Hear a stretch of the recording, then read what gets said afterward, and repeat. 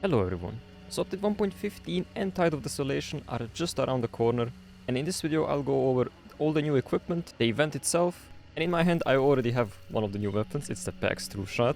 Now this gun is very similar to the Pax, obviously. It has a little bit more damage, higher velocity, higher headshot range, and the coolest part about the Pax Trueshot is, in my opinion, the high velocity ammo, which brings it up to 570 muzzle velocity. Now this is super good actually. You want to take something instead of an uppercut maybe. It is just lightning fast. Look at this, this is crazy. The fanning spread is also a bit more accurate, as you can tell. And honestly, I think this gun is probably gonna be loved by many. It is very cool. The Dolch today is another new weapon in update 1.50, and it's the first semi-auto weapon with a scope on it and in one slot only. Now the Dolch is also receiving FMJ and Dum-Dum ammo on the gun, and we'll just have to see how this one performs when people get their hands on it. Now I find it much easier to stay on target when you shoot at someone, but still you lose all the field of vision and it's gonna be interesting.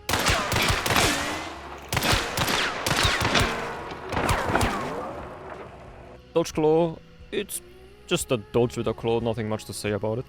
Now the katana is probably gonna be one of the most loved weapons this update. In terms of melee, it is basically a heavy machete with the light attack, and with the heavy attack is basically a saber. The katana is also receiving a special trait called Martialist, which basically allows you to sheath the katana by pressing your ammo switch button, so on keyboard it's X, allowing you to do a sheathed attack that does very high damage. Now the drilling is receiving its sawn-off version, which looks pretty damn cool. Here are the stats. But I think not many people will use the drilling sawn-off, because there is the drilling sawn-off hatchet, which is exactly the same, but it has way less sway at 108. This gun doesn't sway that much at all. It is a sawn-off drilling, you can put bleed, slugs on it, and even with buckshot it one-shots up to 10 meters. So that's gonna be pretty awesome, not gonna lie. And something I saw no one show off yet is that if you fully empty the drilling now, you can do a full reload.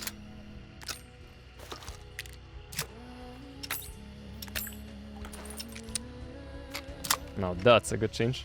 The Lamat family is also receiving a lot of love this patch. Not only are they all getting a velocity increase, we also got the Lamat Marksman, which is the first scope shotgun you could say as well.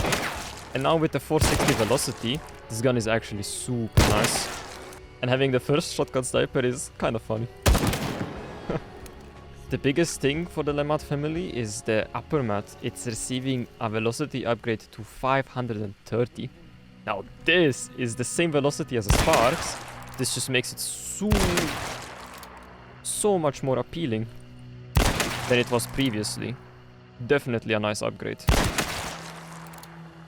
Another cool addition to the game is that the Centennial family now received high velocity ammo. This makes it blazing quick at 800 velocity, which is just honestly insane. This is crazy. Now the biggest effect for this as well is probably gonna be for the Centennial Silencer and the Centennial Shorty. The Centennial Silencer receives 540 velocity, just insane. And the Shorty Centennial jumps up to 690 velocity. That is crazy. Now the event is gonna work pretty similarly like the previous events, where you can get pledge marks by killing the boss, looting other players, and getting a certain point threshold. There is 3 pacts, like always every event. We have the Demented Pact, the Grounded Pact, and the Drowned Pact, which is the newest one. The Demented Pact this time around is receiving Berserker and Rampage. Berserker doubles your damage on melee, which is, as you can imagine, pretty insane. Grounded Pact is very interesting this time around. Grounded Pact is receiving Shadow Leap, where you can cast a teleport effect on any AI that is not the boss, and you teleport to the target location 50 meters away from you. And Final Grasp, which triggers a restoration effect when you loot a dead hunter.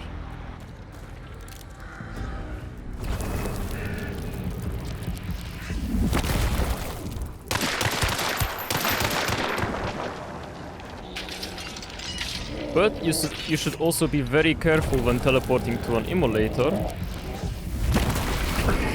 because you will lose a bar. And yes, with this trait you can kill meatheads without taking any damage. There is a slight penalty of 20 HP every time you teleport. But yeah. Pretty interesting, I would say. And last but not least, the Drown Pact. The Drown Pact receives Mariner and Remedy. Mariner makes you heal when you are in water, and also this time around it regenerates your stamina, probably for Ocho.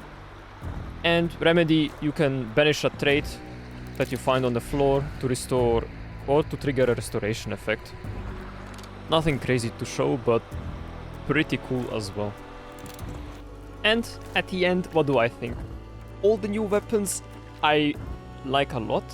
I'm super glad that the Pax is finally receiving some love. The Trueshot is truly awesome. High velocity on Pax as well is chef's kiss, super good, I love it. The event packs this time around, I think personally that the Mented is gonna be the most picked one. Berserker is just super strong and Rampage overall is just awesome. But I think all of the packs are kind of viable. Like Final Grasp and Shadow Leap, they're also very, very useful. Shadow Leap is more of a gimmick, I feel like. I don't know if you're gonna be able to use it in a fight very effectively, but getting around the map is... I mean, you saw it's just awesome. Bit controversial, but hey. And the Drown Pact, getting Remedy and Mariner, it's just decent. There's nothing really to complain about, in my opinion. So yeah, that covers the weapons and the event for this patch. But there's obviously much more in the patch that you will be able to see in the patch notes or other videos people have already made. So I can't wait to show you guys what these weapons can do. And I'll see you until then. Goodbye, guys.